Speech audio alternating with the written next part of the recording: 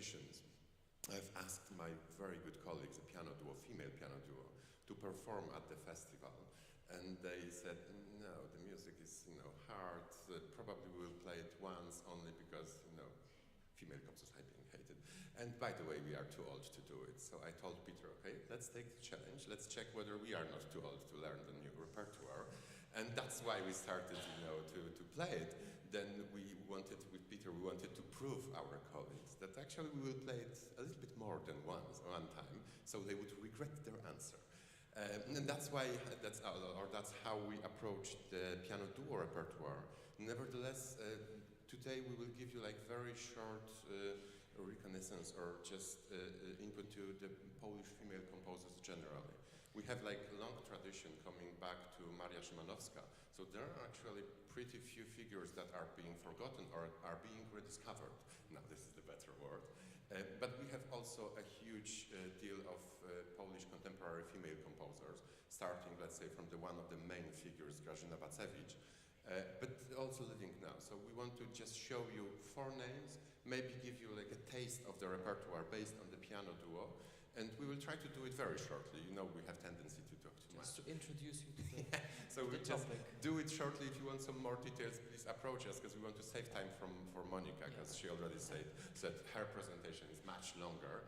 So we will rescue her and we will give her time. And sorry for the cutting slides, but I think the screen is a little bit cutting the edges, so don't worry about that. But we have audio at least, so we saved the sound. Exactly. The first composer is Hanna Kulenty, born in 1961. She's, I think, the most famous Polish female composer living nowadays, contemporary composer. And she studied composition, for instance, with Włodzimierz Kotoński. He was a great Polish composer and also a great composition teacher. Another composer from a group of female composers presented today.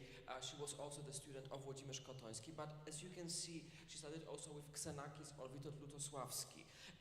She's really well known and wide performed, I would say, throughout the world, Polish composer. If we talk about her style in general, we have to say about material reductionism, about repetitive structures. This is something that happens quite intensively in her music. Sonorism, spectralism, but she's also using,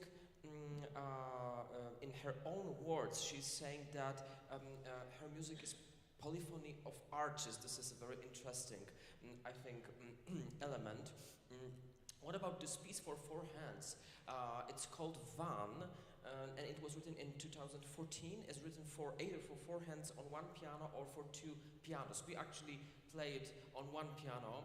This is also more practical. Exactly. Not always you can find 2 pianos on the stage, so it's easier a little bit to play 1 piano.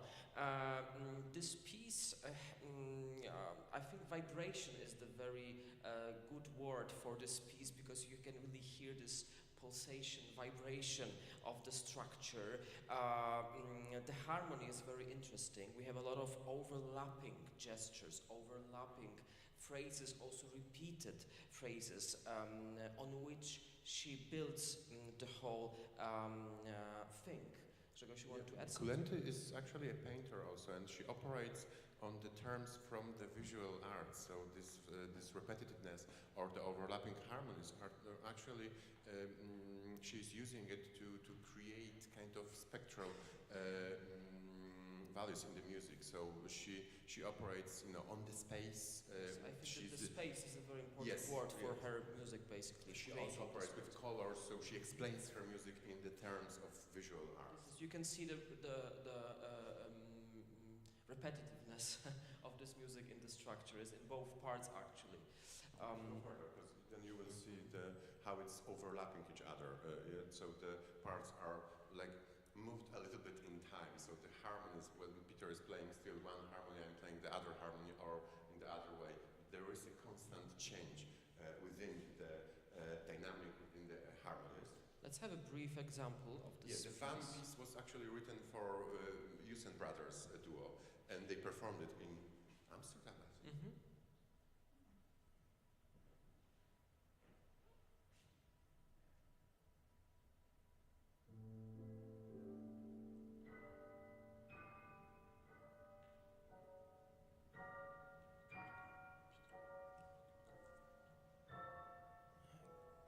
try it a little bit later.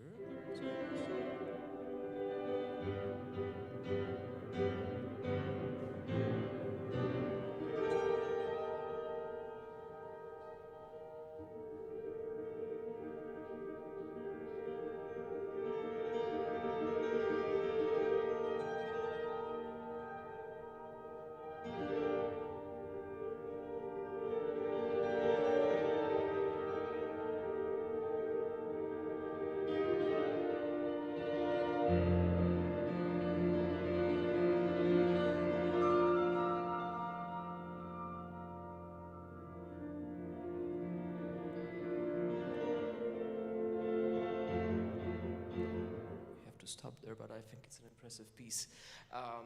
Okay, another. It's very active, you know, the pedaling there is a challenging thing, but he uses it very smartly. I mean, they are clearing pedals. We were playing in a different way, letting the piano to resonate naturally, to, you know, get rid of one harmony and the other. Wonderful piece, you know, to explore and to work with acoustic. It depends on naturally on the acoustic of the whole. Sometimes you need to clear the pedal. And we have to say that it's written in a very complicated way, actually. On one keyboard. It took us a lot of time to adjust to this piece, also physically, I would say, on one keyboard. It takes a lot of space at the keyboard. Another composer we want to mention to you is Anna Ignatowicz-Glińska, another Warsaw-educated but Warsaw-based composer. Very interesting because she is kind of connecting different styles. She's like polystylistic composer. This is like kind of a mark for many composers nowadays. She's using the repetitiveness of the music, but to, you know, in other words, to go into kind of psychological states. For her, the kind of trance thing, and to go deeply into music, to, you know, be in the state of a special state of mind is more important. That's why she operates on repetitiveness. She also uses many of the tonal references. So kind of romantic, kind of folk music is important for her as well. She works with the percussion as well. So the rhythm there is one of the most important structural factor. Okay, no, it's okay. In her music. And what we want to present you is 3 dances in the Bulgarian rhythms. It's a tribute for Bela Bartok, so there are some references to his folk, let's call it arrangements. She's using she's not quoting the Balkan thing, she's rather following the structures, the rhythm, the changes, or the irregularity. Not a crazy word for a lecture. Irregularity or of the rhythm to, you know, to change the structure in 3 different movements. She's trying to create a different approach. In the first movement, you can go further. She's using the rhythm, the changes of the rhythm to, you know, to, on the one hand, keep going with the dialogue in the music, but on the other hand, to have kind of structural fundament which is very constant within the whole movement, and you can see the dialogue and the repetitive things that are happening there, which are going or trying to put you into the trance. Actually, building the culmination point is gradually, very gradually. Yes, repeating structures, and actually she's planning the whole thing very slowly. This is characteristic for this piece, also from the performance perspective, that you have a really huge space of, for instance, crescendo or decrescendo, yes, or other movements in the music. There are clear references to minimal music. She has time, basically, this is very clear in the second movement, which is the longest one, I feel 12 minutes, do I remember correctly? Approximately. Only one movement. Really, one long culmination there, just being built gradually. So you see that the structures there are being repeated with some small hints that are changing like constantly, but a little bit. The texture is very dense also in this piece. We want to show you or just give you a fragment of this movement, the very rhythmical, very active movement, the third. The third one.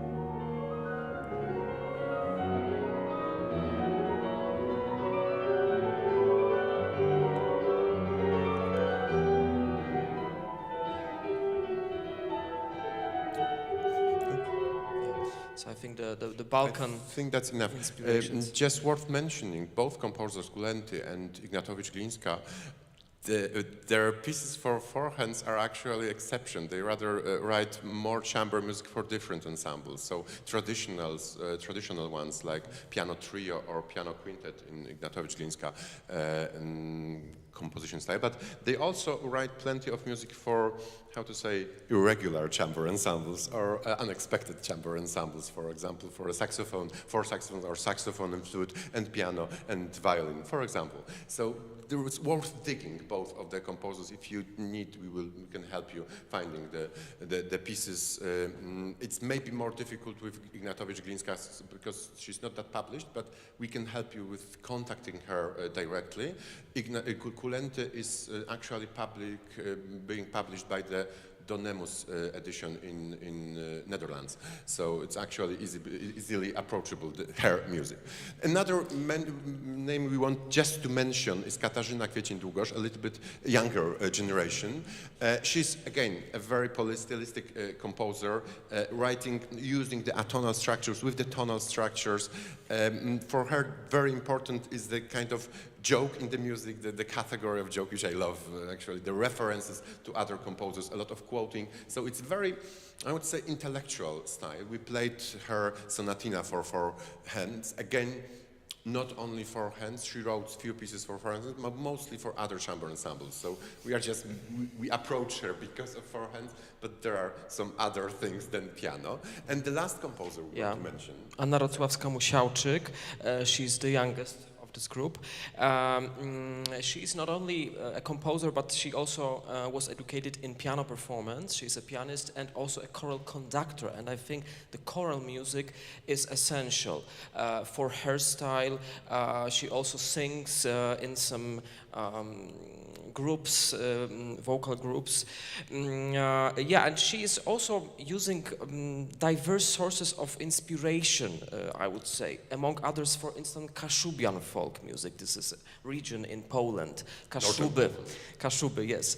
And we actually played two pieces composed by Rocławska-Musiałczyk. The first one was a kind of a young, early piece that she wrote during her studies. And this is very atonal, very dramatic, I would say. Very rebellious. Yes, very rebellious, exactly.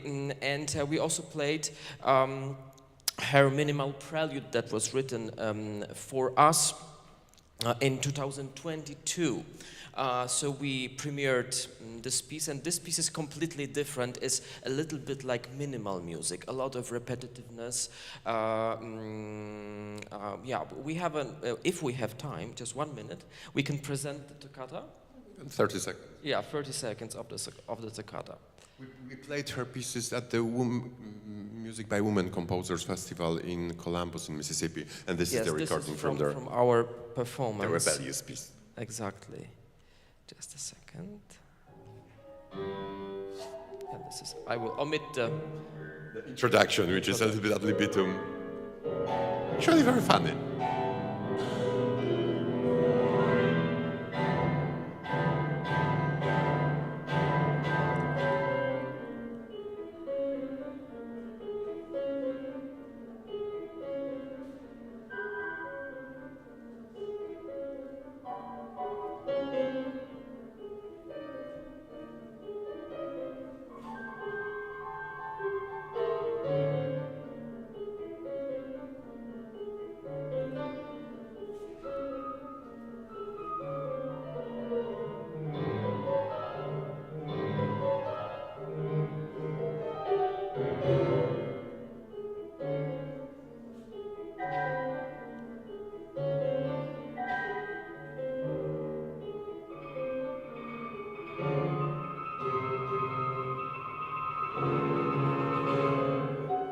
Yeah, I think that's enough.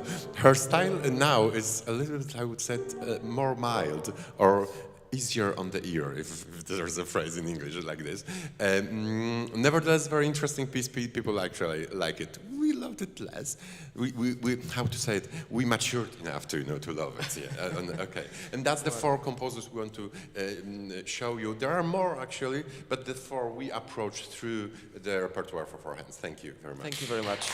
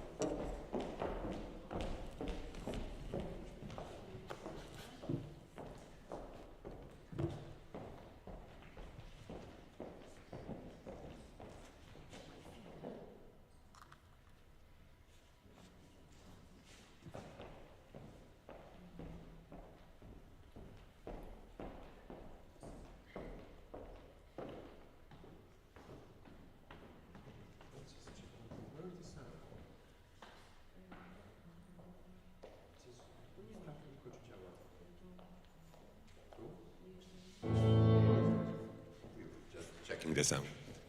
Sorry. Thank you very much. Moment.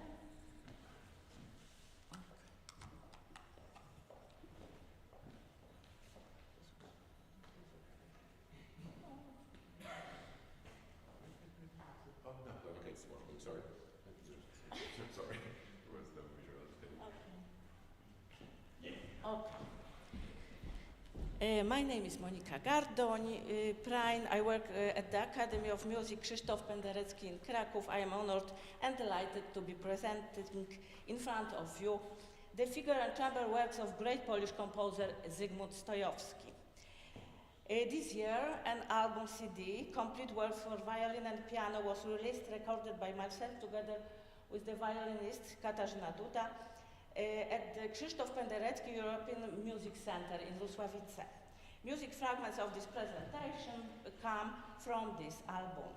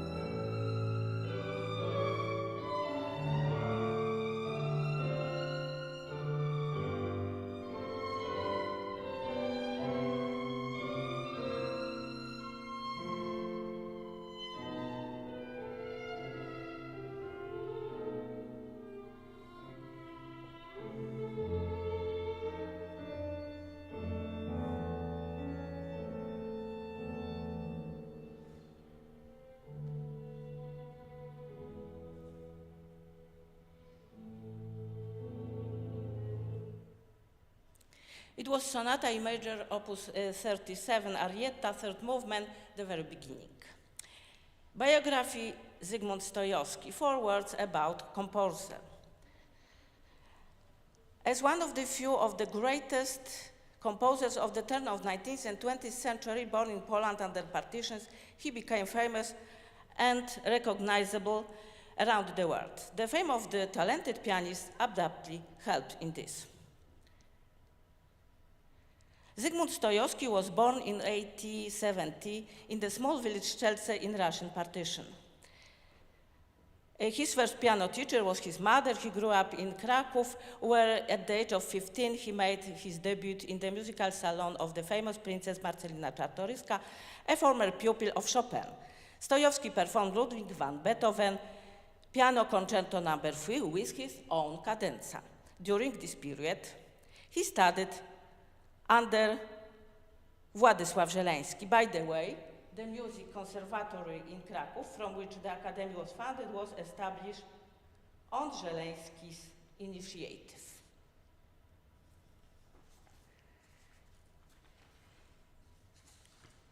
In 1891, he began studying under Paderewski. Young Stojowski was fortunate to be one of only 4 pianists taking regular lessons with this famous master. In February of the same year, Stojowski had an international debut, presented a repertoire of his own composition, including Piano Concerto No. 1.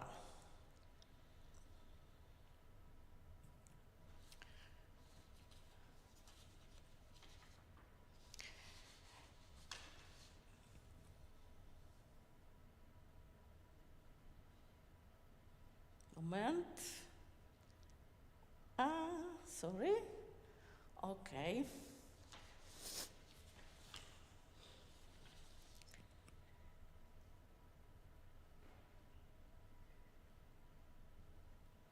Moment, something is late. Okay. At the age of 17, he traveled to Paris. There, Stojowski took part in concert auditions and, recommended by Żelazny, was admitted to the Paris Conservatoire. He began studying piano as well as composition and harmony. In addition, Stojowski listened to the lectures in philosophy, languages, history, and literature at the Sorbonne. During his studies, he befriended Tchaikovsky.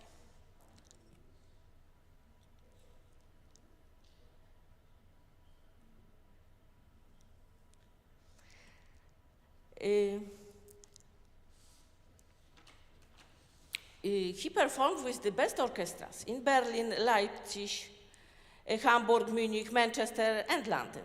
He was invited to Buckingham Palace, where he performed for Her Majesty Queen Victoria. 10 years later, he traveled to New York on the invitation of Frank Damrosch, founder and director of the New Forms Institute of Musical Art, predecessor of the famous Juilliard School, to head the Institute piano department. Stojowski was recommended for the position by pianist Karol Bauer and cellist Pablo Casals. This is how New York became his new home. Where he spent the rest of life in America, he gained fame and success as a pianist. His first American performance took place at Carnegie Hall in 1906. Stojowski also worked at the von Ende School of Music, nowadays University of the State of New York, where he taught piano until 1918. In addition to that, he also gave private lessons. And after a while, he established his own studio, Stojowski Studio in Manhattan. He was the first Polish composer to have his monographic concert organized at Carnegie Hall.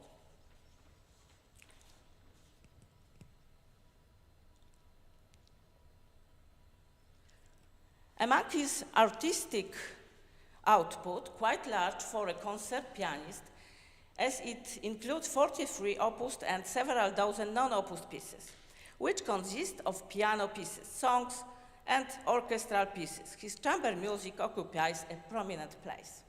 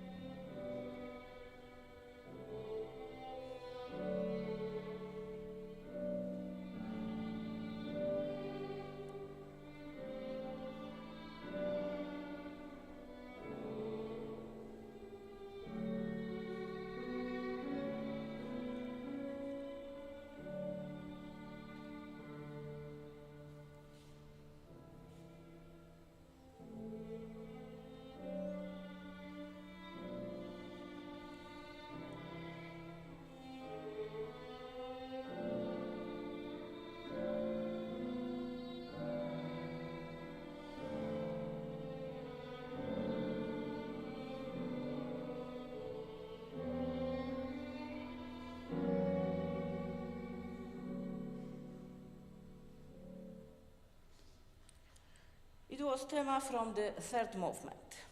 His earliest opus works include Sonata in G major for piano and violin opus 13, dedicated to Władysław Żeleński. In terms of language and style, this three-movement useful piece is deeply rooted to the Romanticism, similar to all of Stojowski's compositions. The finale was created in the form of variations, so well liked by Żeleński. We had tema, and now it will be finale.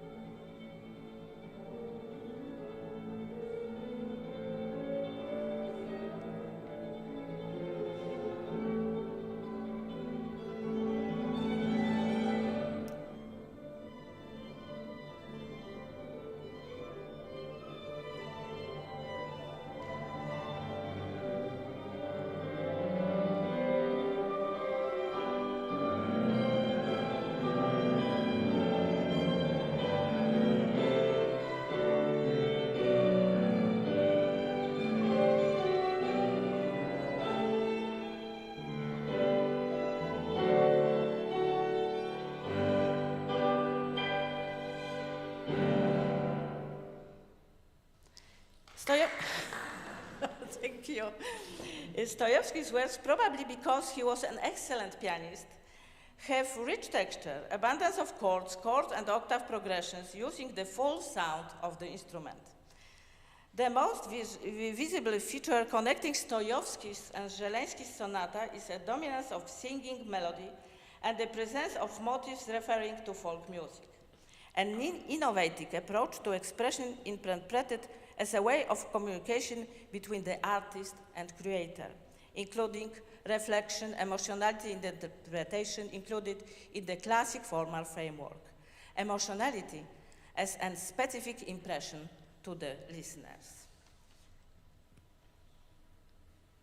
This is second sonata on my CD album, and a few words about this piece.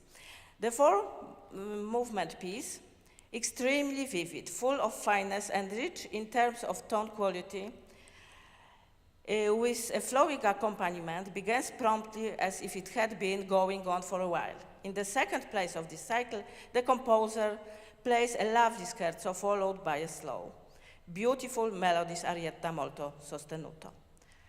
The whole piece is closed with allegro giocoso.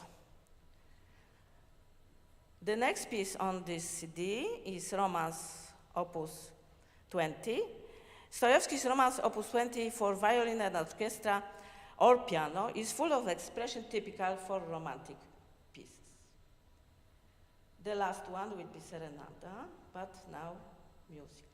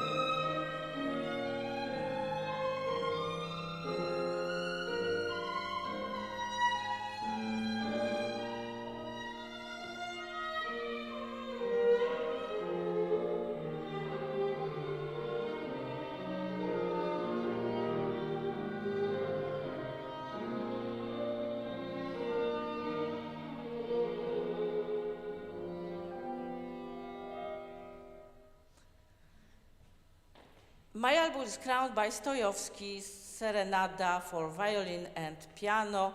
It was published in Paris around 1920. Ladies and gentlemen, I have chance to popularize Stojowski's composition, but sophisticated and charming chamber pieces. It was great pleasure to be here and show you a figure and chamber music by Stojowski. Thank you very much.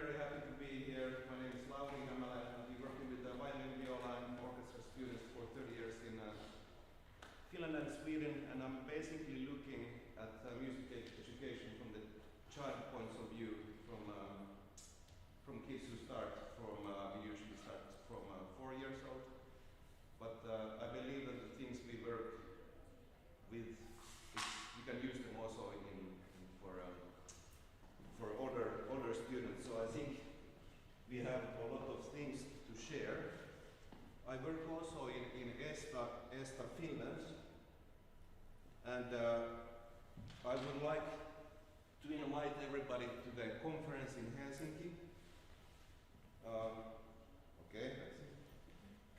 In Helsinki, 2026 in August. It's going to be one of the big international conferences. I'm one of the members in the organizing committee, and we are already planning the program. Okay.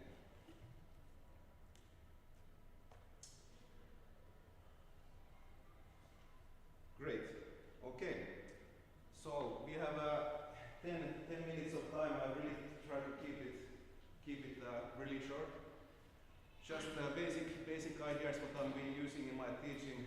I hope you know Leif Segerstam, really famous Finnish conductor. He has always said that playing should feel very easy, and I strongly believe this. If the playing doesn't feel easy, we have to stop and think what's going on. Another basic principle is the inner game of tennis, inner game of music books by Barry Green. He talks a lot about the connection and the biofeedback. What we do, let's say our left hand when we press down the finger, it's always a connection that, or signal that goes this way, but there is the returning connection. And to be able to listen to your own body while you perform, that's super important. So I had I was studying in Turku Conservatory, and my vibrato was stuck. Now I know why it was stuck, but at that time I didn't know it. My teacher didn't know it. And when I started to practice with my eyes closed, I could shift a little bit the balance and find a new way. And I realized that I was using too much power. I was studying with Harry Sippold, and there's the other viola player who is studying with Harry, I heard. But yeah, I try to use these both kind of techniques in all my teaching. But to the publications, Nokia has still the best slogan, connecting people. That's why we are here, I think. I believe we can do it from the first lesson of the kids. So we start to do it when they have their first lesson. How we do it, before I published my books, I went through all the violin books that I could find in the world. It took me a lot of time, but there's a tradition that we lost. Before, in all the books, they were studying scales together as duettos, always, in every. And it's a tradition that we lost, but I try to make it in my own books. It's for violin and viola. Yeah, viola friends, we can play in the third book all the violin concertos, the easy concertos, by reading Kühler, Masas. Slogan, let's play together.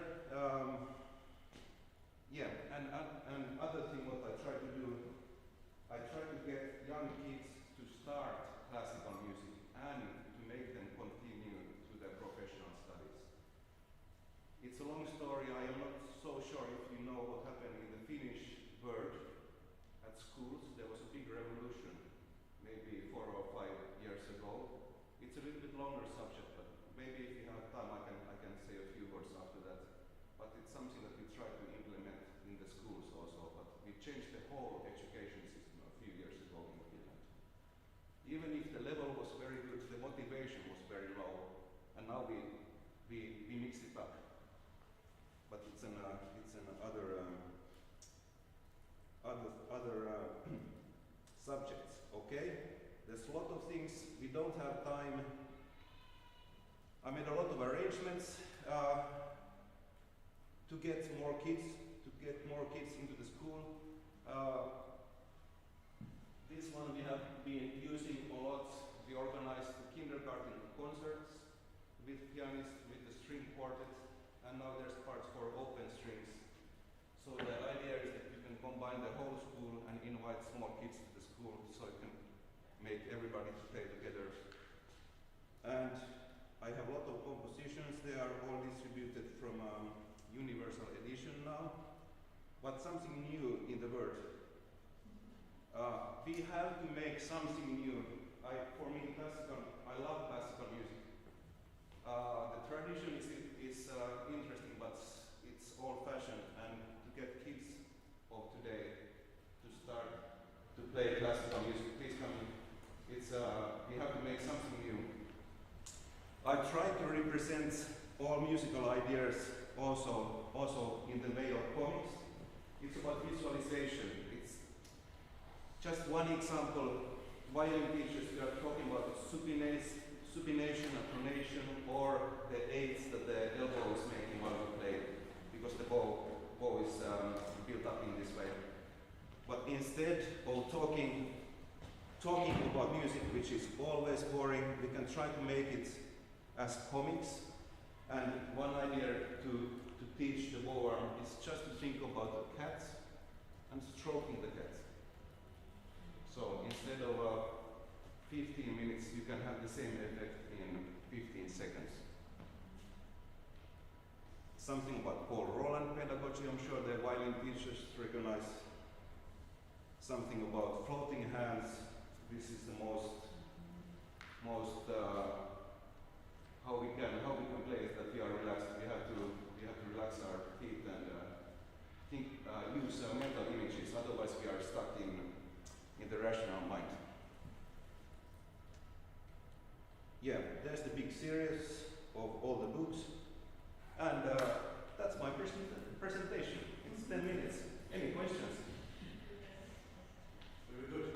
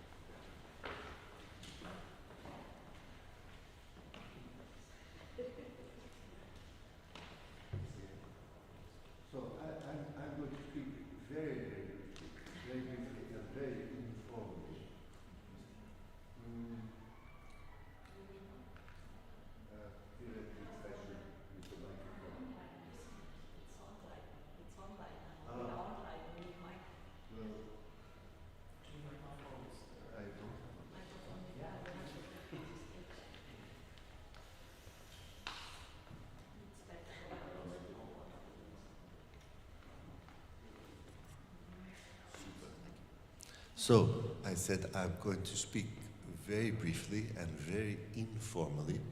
I wanted to come back to a topic that I raised at the Members Forum in Tallinn, the last meeting we had in Tallinn.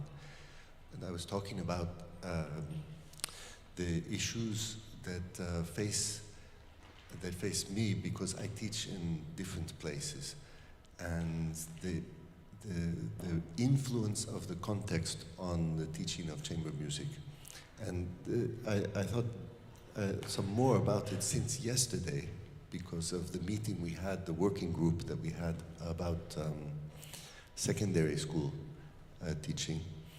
And the fact that just before I came here, we had in my teaching class at the Guildhall School, we had a guest teacher who came to speak about chamber music pedagogy and who was trying at the same time to talk about how to organize the lessons in a residential course, like a summer camp, a week-long summer camp, and also how to organize lessons if you're teaching in a school, and also how to organize lessons if you're teaching chamber music in a private studio.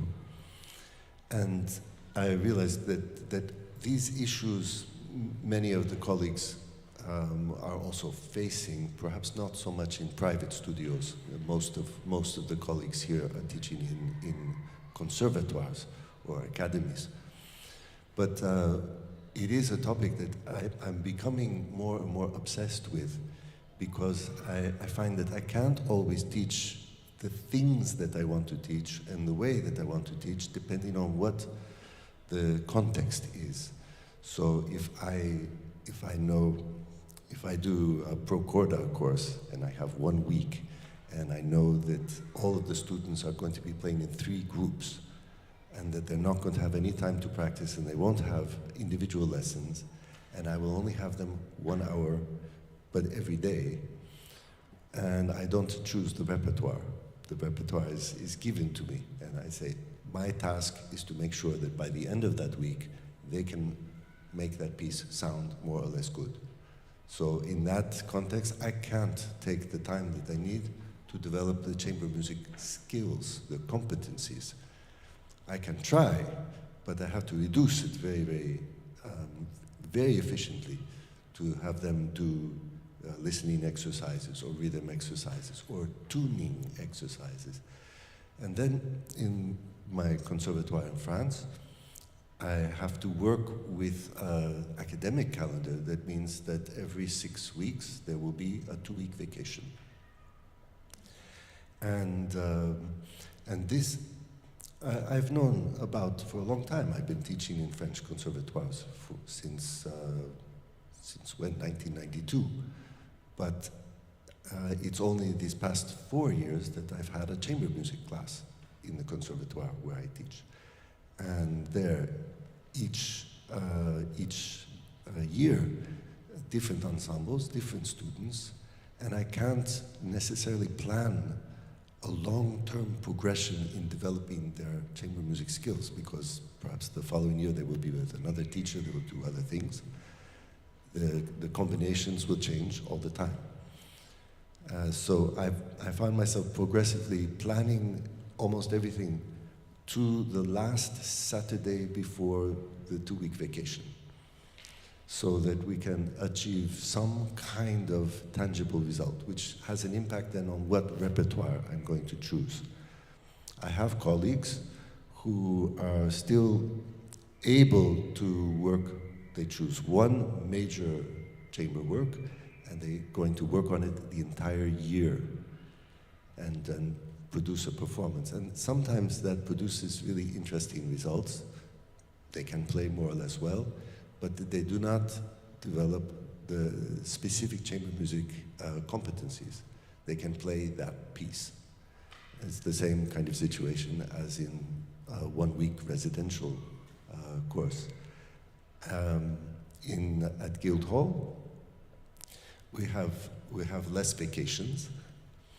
I can plan a little bit longer, but I have another problem, which is that, I forgot, in the French Conservatoire also, the specific issue is that the students do not all live in that town. They are doing many other diplomas. They are incredibly busy. They are constantly traveling from one music training center to another. So aside from the lesson, when I see them once a week, they do not see each other. They do not have an opportunity really to practice together. The group that we had here today was exceptional because they actually practice. But that adds an extra dimension to the choosing of the repertoire, because you have to have something that you think in those 6 weeks that you can both find the time in the 1-hour lesson to do the scales, to do the listening exercises, to do the articulation exercises, to do the improvisation exercises so that they develop their creativity, and also have enough time to play the repertoire.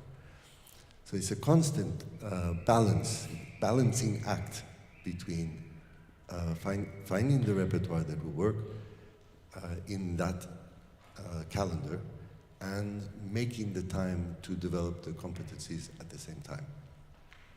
And as I was about to say, Guildhall, that the other issue is they are all in the same city. That's good. We have a fantastic electronic room scheduling system that allows the groups to fix time, so that we can actually see if they are practicing as they should.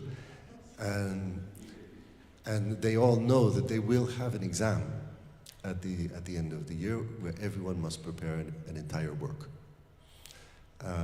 But there again, the issue is that they have very, very dense programs. They are incredibly solicited. When there will be an orchestra project, as I'm sure everybody has experienced, we just don't see them. It could be 10 days where they have sectional rehearsals with members of London Symphony Orchestra, and they have a huge program. They know they're going to play on the Barbican Hall stage, so it's very difficult to organize anything. And there again, you have this issue of making the time to actually develop skills. So we are at the beginning of the year, and I'm thinking about this a lot because all of the groups have finally been put together. And we had first rehearsals already this week, and I'm thinking there is no point in going forward with the repertoire with this particular group until we have developed the particular chamber music skills that they need.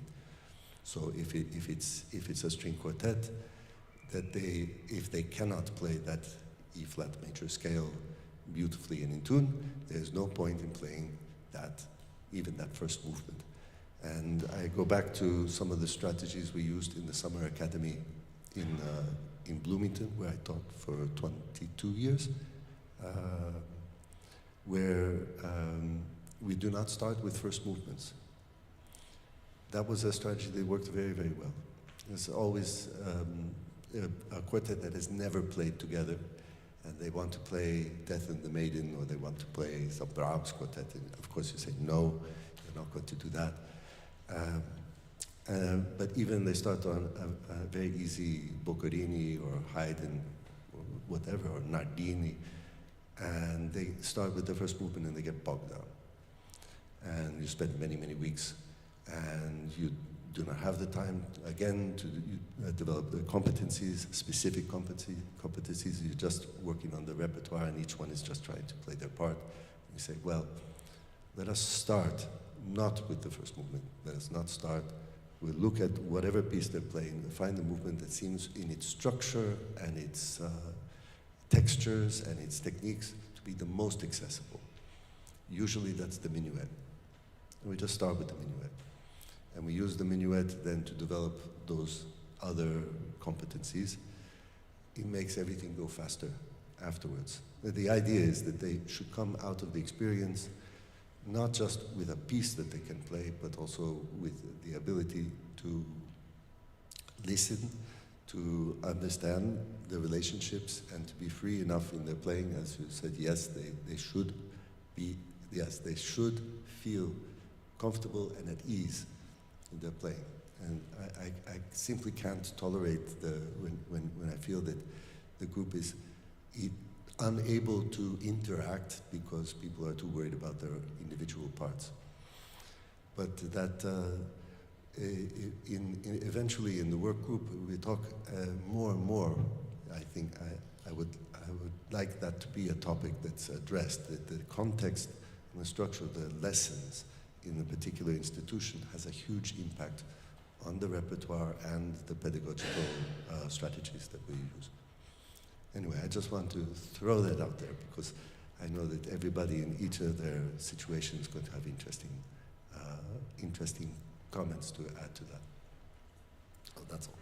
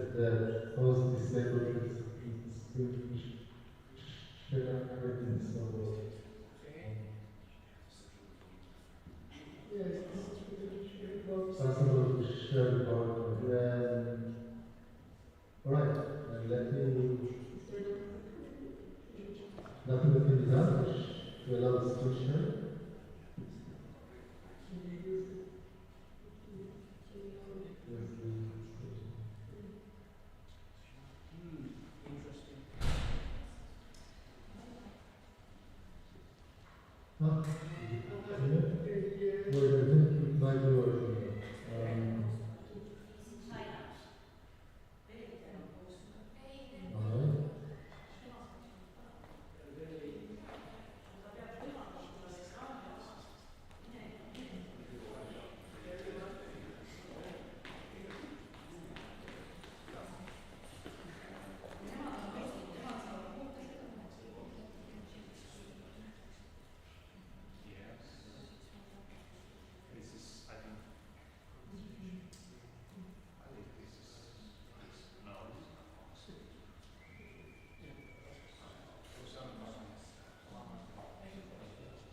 Alright.